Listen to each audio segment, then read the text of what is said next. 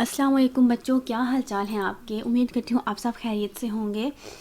बच्चों, हमने exercise 1.1 complete कर ली थी और आज हम एक्सरसाइज 1.2 स्टार्ट करेंगे। Class 9 national book foundation exercise number 1.2। बच्चों, ये एक्सरसाइज इम्पोर्टेंट भी है और इजी भी है। इसमें बहुत छोटे छोटे सवाल हैं, लेकिन आपने ना इसका कॉन्सेप्ट क्लियर करना है क्योंकि ये न्यू है आपके लिए। तो आपको कुछ टर्म्स के बारे में पता होना चाहिए, उसके बाद आप इजीली ये क्वेश्चन सॉल्व कर सकते हैं। तो क्वेश्चन नंबर 1 में हमारे पास है, क्वेश्चन नंबर 1 में वो हमें कह रहे हैं कि by using the property of product and quotient rule for the radicals right each expressions write each expressions as a single radical and simplify। तो क्वेश्चन नंबर 1 हमने यहाँ पर लिखा हुआ है। इसके अंदर बच्चों आपको पता होना चाहिए कि आपके पास कुछ टर्म्स जो हैं उनके बारे में आपको ना पता होना चाहिए। मतलब कि मैं आपको बताती हूँ कि जो स्क्वायर रूट के बीच में जो चीज़ होती है, इसके अंदर जो रेडिकल, इसको रेडिकल साइन बोलते हैं। इसको क्या बोलते हैं? Radical sign. ये क्या होता है? रेडिकल साइन होता है। ये रेडिकल साइन होता है। और इसके अलावा जो इसके अंदर जो कुछ होगा ना, मतलब इस रेडिकल के अंदर मैं लिख लेती हूँ जी एक्स, तो जो इसके अंदर चीज़ होती है वो क्या होती है? रेडिकेंट। वो रेडिकेंट होती है। और इसके अलावा यहाँ पे जो इसकी पावर होती है उसको हम बोलते हैं इंडेक्स। इंडेक्स के बारे में आपको पता होना चाहिए। इंडेक्स क्या है? यहाँ पर इंडेक्स है हमारे पास 3 और इस क्वेश्चन में जो हमारे पास रेडिकेंट है, रेडिकेंट वो हमारे पास क्या है जी? 6। ठीक है। और मैं आपको बताती हूँ कि प्रोडक्ट रूल और क्वोशिएंट रूल क्या होते हैं। ठीक है। प्रोडक्ट रूल वहाँ पे अप्लाई होगा जहाँ पे हमें जो गिवन वैल्यू होगी वो प्रोडक्ट की फॉर्म में होगी। क्वोशिएंट रूल वहाँ पे अप्लाई होगा जहाँ पे हमारे पास गिवन वैल्यू जो है वो फ्रैक्शन वाली फॉर्म में होगी। मतलब हमारा सवाल जो है वो फ्रैक्शन वाली फॉर्म में होगा, तो वहाँ पे हम क्वोशिएंट रूल को अप्लाई करते हैं। ठीक है। तो इस सवाल के अंदर क्योंकि हमारी जो वैल्यू है वो प्रोडक्ट वाली फॉर्म में है, तो हम यहाँ पे प्रोडक्ट रूल को यूज़ करेंगे। ठीक है। और हम प्रोडक्ट रूल को कब यूज़ नहीं कर सकते वो भी आगे जब सवाल आएगा तो मैं आपको बता दूंगी कि प्रोडक्ट रूल को हम कब अप्लाई नहीं कर सकते। इसमें कोई घबराने वाली बात या मुश्किल बात नहीं है कि हमें कैसे पता चलेगा कब यूज़ कर सकते हैं कब नहीं कर सकते। इंतहाई सिंपल बात है। यहाँ पे देखिए, अब आपको नज़र आ रहा है कि यहाँ पर हमारे पास जो इंडेक्स है, इंडेक्स वो सेम है क्योंकि यहाँ पे पावर हमारे पास 3 है दोनों की। ठीक है। और जब हमारे पास इंडेक्स सेम होती है तो उस टाइम हम उसको ऐसे लिख सकते हैं। मतलब जैसे कि अब मैं लिखती हूँ, ये देखिए बच्चों, 6 और मल्टीप्लाई 6, क्योंकि इसकी इंडेक्स सेम है तो हम इसको ऐसे एक इंडेक्स नीचे लिख सकते हैं। ठीक है। और इसके बाद हम इसको मल्टीप्लाई भी कर सकते हैं, या फिर आप इसको रेडिकल वाली फॉर्म में से पहले पावर वाली फॉर्म में भी लिख सकते हैं। तो ये 36 हो जाएगा मल्टीप्लाई होके, और वहाँ से हम इसको भी कर लेते हैं रेडिकल वाली फॉर्म में से एक्सपोनेंट वाली फॉर्म में। बच्चों, अगर मैं बोलूँ एक्सपोनेंट या पावर तो इसकी एक ही बात होती है। इसकी पावर यहाँ पे क्या है? 1/3, और इसकी एक्सपोनेंट भी यही है, तो ये एक ही बात होती है। एक्सपोनेंट बोलें या फिर पावर बोलें। ठीक है। तो यहाँ पे इसकी पावर क्या है जी? 1/3 है। तो बच्चों यहाँ पर अब हम मतलब कि कोई नंबर, वैसे शायद इसका आंसर ये भी हो, क्योंकि बच्चों मुझे आंसर का अभी नहीं पता क्योंकि मेरे पास कंप्लीट बुक नहीं है। मैंने मोबाइल में से किया है तो वहाँ पे सिर्फ 3 चैप्टर्स इसके डाउनलोड हुए हुए हैं। तो बाकी मुझे इसके आंसर्स का नहीं पता। आप लोग अपना कॉन्सेप्ट क्लियर कर लें तो बाकी फिर बुक के मुताबिक आप लोग आंसर भी ले आइएगा। लेकिन अब मेन बात ये होती है क्योंकि आजकल अनसिन भी पेपर आता है, तो आपका ना मेन कॉन्सेप्ट क्लियर होना चाहिए। आपने ये नहीं देखना कि बीच में से सारा सवाल गलत मिलत करके आप लोग बस आंसर सही लेके आ जाएँ। अगर आपका मेथड ठीक होगा ना तो आंसर भी सही आ जाएगा। तो बाकी आप लोग वहाँ से देख के आंसर क्लियर कर लीजिएगा। यहाँ पे अब हमारे पास कोई नंबर ऐसा होता है कि अब आपको पता है कि 36 जो है, ये 6 का क्या होता है? स्क्वायर। 6 का स्क्वायर क्या होता है? 36। तो हम इजीली इसको ऐसे भी तो लिख सकते हैं ना, 6 का स्क्वायर इस 36 को हम 6 का स्क्वायर लिख सकते हैं। अब ये 2 और 3 पावर्स आप इसमें कैंसिल नहीं होती, तो 2 को 1 के साथ क्या कर देंगे? मल्टीप्लाई। 2 1 ज़ा 2, तो 2 1 ज़ा 2, 6 की पावर 2/3। आपका फाइनल आंसर ये भी हो सकता है। ठीक है। हमने यहाँ पर क्या अप्लाई किया है? Product rule. ये बच्चों आपका आंसर है। और अब हम स्टार्ट करते हैं अपना टाइम वेस्ट किए बगैर क्वेश्चन नंबर 2। क्वेश्चन नंबर 2 है बच्चों। क्वेश्चन नंबर 2 में हमारे पास क्या है? क्वेश्चन नंबर 2 भी बिल्कुल ऐसा ही है। क्वेश्चन नंबर 2 भी बिल्कुल ऐसा ही है। तो मैं दोबारा चेक कर लूँ, मैंने 5 और 5 और 8 ठीक हो गया। हाँ बच्चों, क्वेश्चन नंबर 2 के अंदर है जी हमारे पास, क्वेश्चन नंबर 2 में हम कर रहे हैं यूज़ प्रोडक्ट रूल, बिल्कुल जैसे पहले सवाल में था। ठीक है, प्रोडक्ट रूल यूज़ करने के लिए हमारे पास सिर्फ देखें इसके इंडेक्स तो सेम है ना, बेस का कोई मसला नहीं है, इंडेक्स तो हमारे पास जो है वो सेम है, तो हम इसको एक ही जो है वो इंडेक्स के नीचे लिख सकते हैं। जैसा कि आप लोग ये देखें कि 4 और मल्टीप्लाई 8, इसकी इंडेक्स दोनों की सेम है, तो हम इसको ऐसे एक ही बार लिख सकते हैं, मतलब कि दोनों की 1/5 ही थी। इसके बाद नेक्स्ट स्टेप में इन दोनों को हम मल्टीप्लाई कर लेते हैं। पहले भी तो हमने मल्टीप्लाई किया था ना 6 और 6 को, तो क्या आ गया था 36। इस सवाल में भी ऐसे ही करेंगे, तो 8 4 ज़ार 32 और इसकी पावर क्या आ गई 5। अब इसके बाद बच्चों हम इसको रेडिकल वाले फॉर्म में से एक्सपोनेंशियल फॉर्म में या पावर वाली फॉर्म में लिख सकते हैं 32 और इसकी पावर 1/5। बच्चों आपने ये सोचना है, जब भी बीच में कोई नंबर हो और उसके बाहर कोई पावर हो ना, तो आपने ये सोचना होता है कि कोई ना कोई ऐसा नंबर होगा, मतलब जिसको हम 5 टाइम्स मल्टीप्लाई करेंगे तो 32 आएगा, क्योंकि इसकी बाहर पावर जो है वो क्या है, हमारे पास 5 है। तो हमें पता है कि जो 2 है ना, 2 उसको हम अगर 5 टाइम्स मल्टीप्लाई करें, आप कैलकुलेटर तो कैलकुलेटर पे आप ये चेक कर सकते हैं। ठीक है, वहाँ पे पावर वाला बटन दबा के, तो आप देख सकते हैं। अभी मेरे पास कैलकुलेटर नहीं है, वरना मैं आपको बता देती। जो मतलब कि 2 के ऊपर जो पावर वाला होता है ना साइन, वो आप दबाएंगे और आप लिखेंगे 5, तो आगे आ जाएगा जी 32। और वैसे भी अगर आपको पता लगाना हो तो आप इसको चेक कर सकते हैं कि यार कोई ना कोई तो ऐसा नंबर होगा जिसको हम 5 टाइम मल्टीप्लाई करेंगे ना, तो क्या आ जाएगा 32। तो सबसे पहले छोटा नंबर तो 2 है, तो 2 से हम स्टार्ट करेंगे। तो 2 × 2 × 2 × 2, 2 की पावर 5 क्या हो जाता है 32। 2 2 ज़ार 4, 4 2 ज़ार 8, 8 2 ज़ार 16, 16 2 ज़ार 32। तो यहाँ पे आ जाता है 32। ठीक है, तो अब मैं इस 32 को क्या लिख सकती हूँ, पावर ऑफ 2। 2 की पावर 5 इज़ 32, तो हम यहाँ पर इसको ऐसे लिख लेते हैं। अब क्योंकि पावर सेम हो गई है ब्रैकेट के बाहर और अंदर, तो ये दोनों हो रही हैं जी कैंसिल, तो इसका आंसर आ जाएगा हमारे पास only 2। This is your answer. बच्चों अब हम स्टार्ट करते हैं क्वेश्चन नंबर 3। क्वेश्चन नंबर 3 भी आई थिंक इस जैसा ही है, तो हम अपनी स्टेटमेंट लिखते हैं क्वेश्चन नंबर 3 की।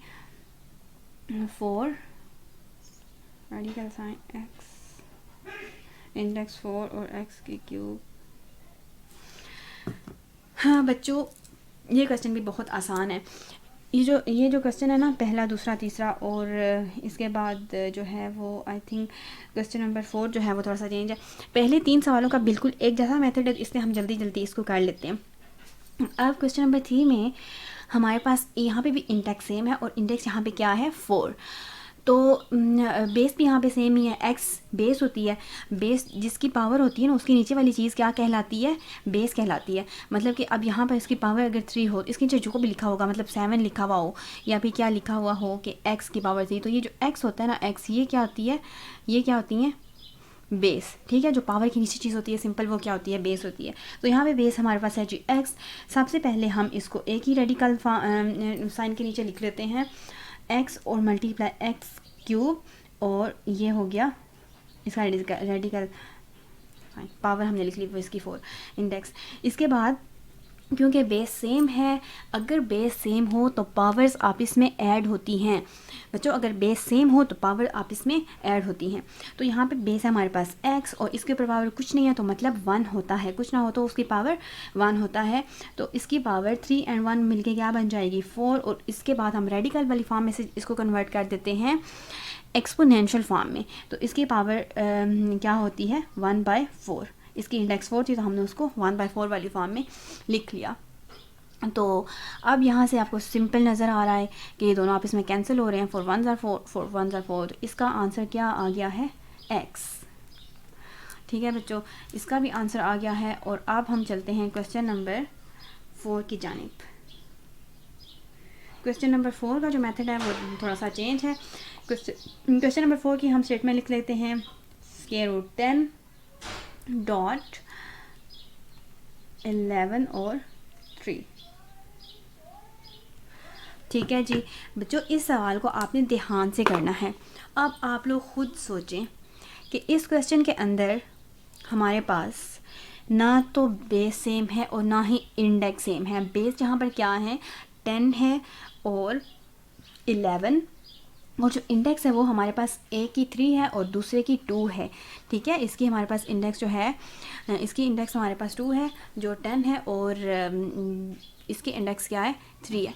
तो यहाँ पर हमारे पास सेम नहीं है इसकी इंडेक्स। तो आप लोग सोचें कि क्या हम इसको इसके ऊपर क्या हम प्रोडक्ट रूल को यूज़ कर सकते हैं, अप्लाई कर सकते हैं? नहीं, हम इसके ऊपर प्रोडक्ट रूल यूज़ नहीं कर सकते, क्योंकि देखें बेस सेम हो तो पावर्स ऐड होती हैं ना।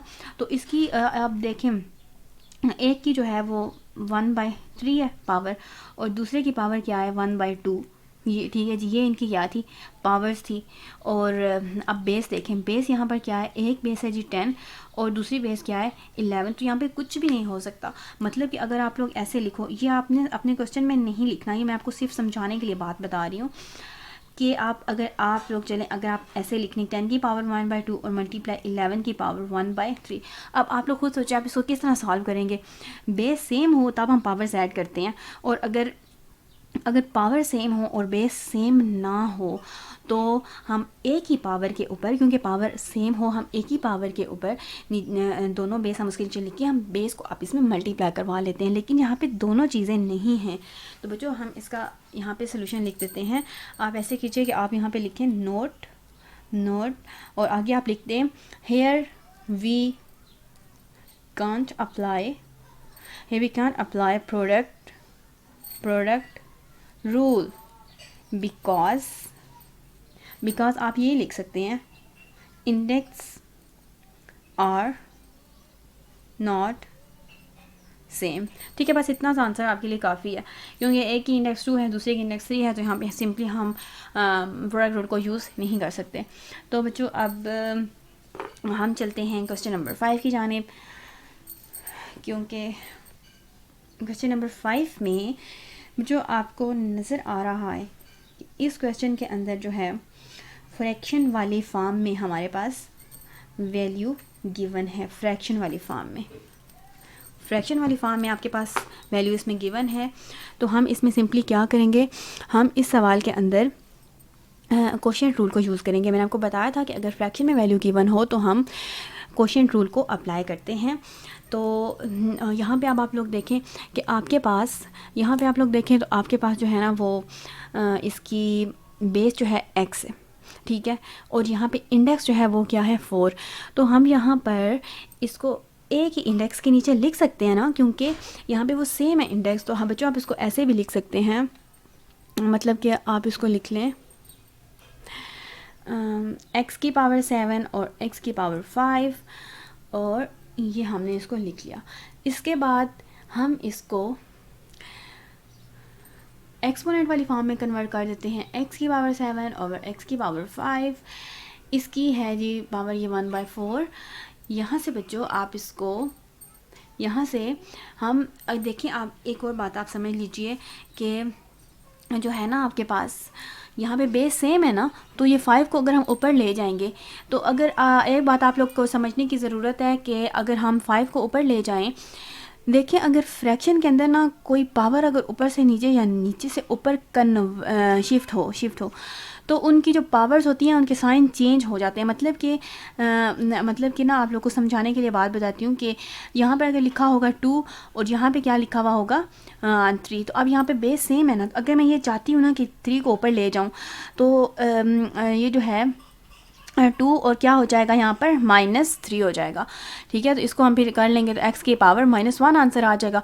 और अगर ऐसे लिखा हुआ होगा, अगर यहाँ पर होता जी माइनस और यहाँ पर क्या होता प्लस, तो अगर मैं इस 2 को नीचे ले आती ना नीचे, तो फिर ये नीचे आके ये 2 क्या हो जाने थे प्लस के, मतलब कि साइन चेंज हो जाते हैं। अगर इस 2 को नीचे ले आती तो नीचे आके क्या हो जाने थे जी प्लस के, और 2 और 3 मिलके क्या बन जाना था 5। तो अब ये हमने यहाँ पे भी टेक्निक यूज़ करनी है, और ये आगे भी आपका काफ़ी सारा आता रहेगा।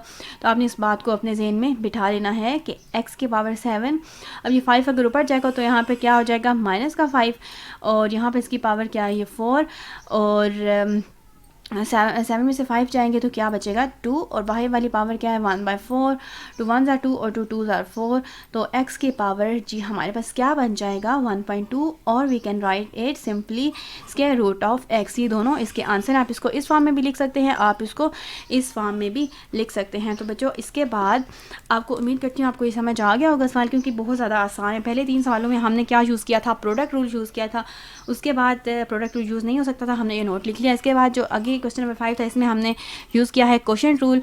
और देखते हैं क्वेश्चन नंबर 6 में क्या है। क्वेश्चन नंबर 6 के अंदर है जी, इसके अंदर भी बच्चों फ्रैक्शन वाली फॉर्म में वैल्यू दी हुई है, तो इसको भी हम इसमें भी हम जो है वो क्वोशिएंट रूल को ही यूज़ करेंगे।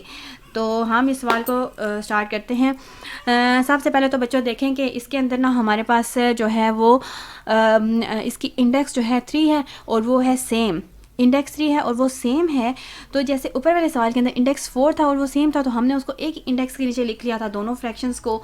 तो इधर भी हम सबसे पहले यही काम कर लेते हैं, 5000/5 और इसकी इंडेक्स क्या है 3 है, ये हमने इसको लिख लिया। इसके बाद बच्चों यहाँ पे कैंसिल हो रहा है, ठीक है, ये क्या हो रहे हैं कैंसिल।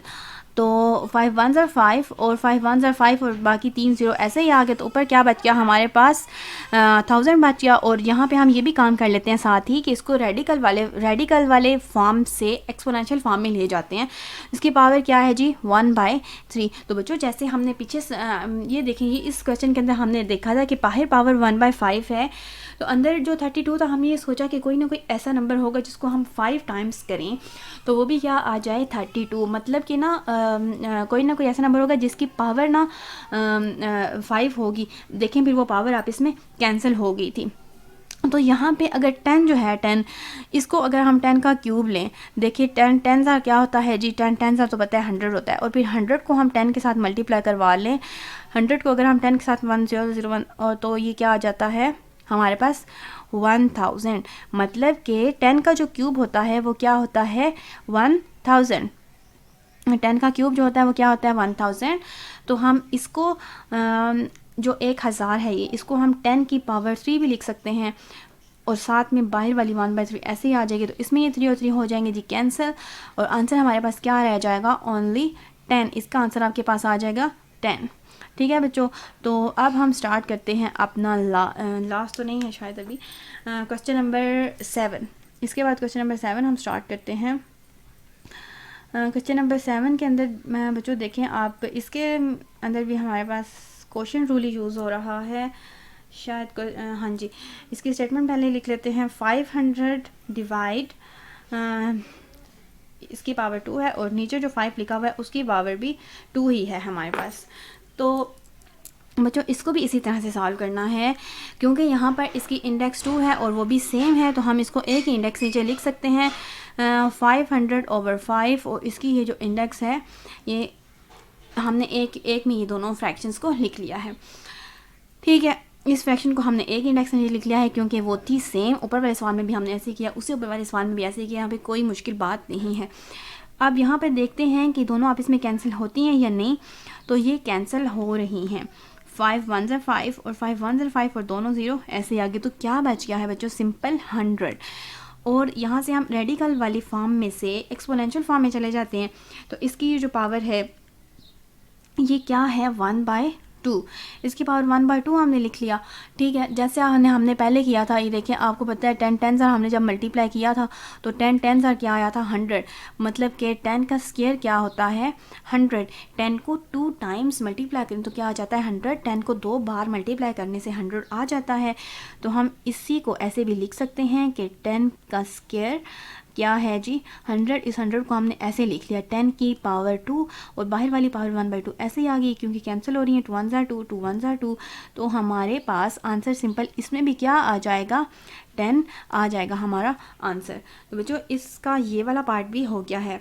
इसके बाद हमारे पास सिर्फ लास्ट पार्ट रहता है और वो इधर जगह नहीं, तो हमें अगले पेज पे जाना पड़ेगा। क्वेश्चन नंबर 7 के बाद हम करेंगे जी question number 8 start.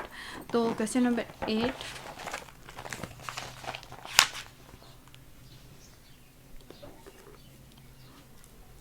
Question number 8 की हम स्टेटमेंट लिख लेते हैं पहले। क्वेश्चन नंबर 8 जो है उसमें है जी वैल्यू स्क्वायर रूट 10.703।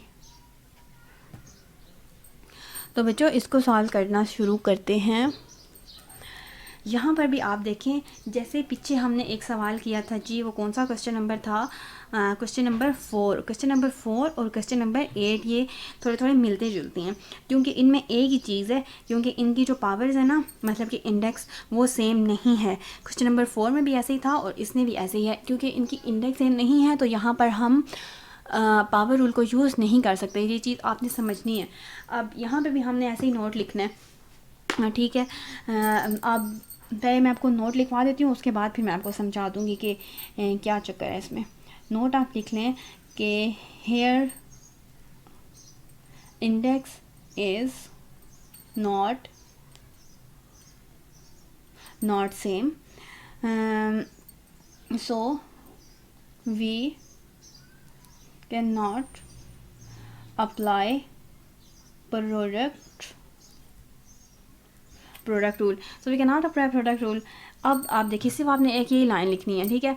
आप बेशक लिख दें कि फर्स्ट जो टर्म है उसकी इंडेक्स जो है वो 2 है और दूसरे की इंडेक्स 3 है, इसलिए हम अप्लाई नहीं कर सकते। अब ये आपने जो अभी मैं समझाने लगी हूँ, या इस सवाल का हिस्सा नहीं है, वैसे आपको ये मैं बता रही हूँ, ठीक है। बस इसका आंसर यही होगा।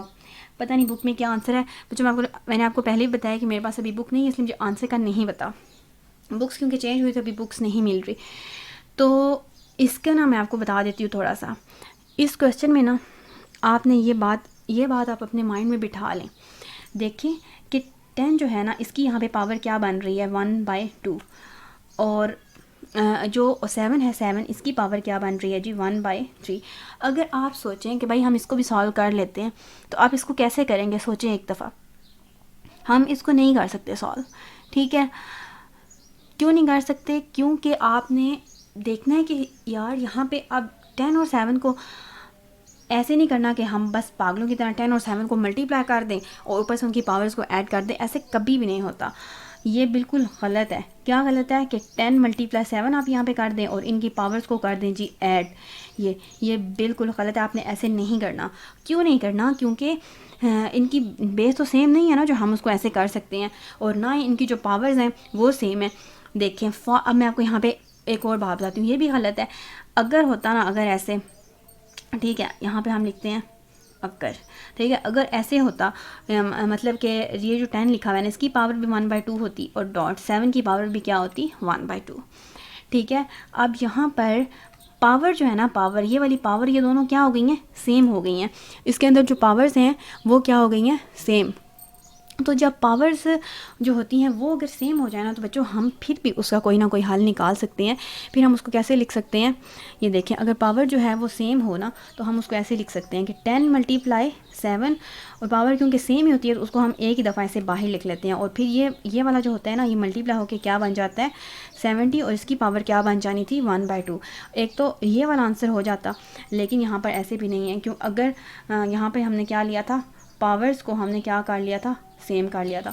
और अगर ऐसे हो कि अगर पावर सेम ना हो और बेस सेम हो, मतलब कि मैं यहाँ पे लिख लेती हूँ जो 10, इसकी पावर भी 1/3 कर देती हूँ, और यहाँ पे जो 7 है ना, 7, हाँ नहीं, क्या करना था, मैंने बेस को सेम करना था। यहाँ पे 10 लेके और इसकी जो है पावर, उसको हम वो ही रहने देते हैं। क्या कर दिया है ये, देखें बच्चों, अब इसमें मैंने क्या किया है, इसमें मैंने उसमें पावर्स को सेम किया था और इसमें मैंने किसको सेम कर लिया है, base are same. If base are same, अगर बेस जो है वो सेम हो तो क्या होता है, ठीक है। अगर ये इस सवाल का हिस्सा नहीं है, सिर्फ आपको मैं कॉन्सेप्ट क्लियर करने के लिए ये बात बता रही हूँ, ठीक है। इस क्वेश्चन में बस आपने इतना भी लिखते हो तो काफ़ी है। अच्छा जी, अगर आप देखें हमारे पास बेस जो है वो अगर सेम हो तो क्या होता है, ये तो आपको 1000 दफ़ा बात बताई हुई है कि अगर बेस सेम हो ना, तो सिंपली पावर्स आपस में ऐड हो जाती हैं। मल्टीप्लाई चीज़ें हो रही हों और बेस जो है वो सेम हो, तो पावर्स को आपस में ऐड कर दिया जाता है। मतलब कि यहाँ पर 10 है और इसकी पावर जो है 1/2 और प्लस 1/3, इस तरह हमने इनकी पावर्स को ऐड कर देना था, ठीक है। यहाँ पे इसकी पावर 6 बन जाती और बाकी जो है यहाँ पे 3 और प्लस यहाँ पे 2 आ जाना था, तो इसकी पावर क्या बन जाती, 5/6।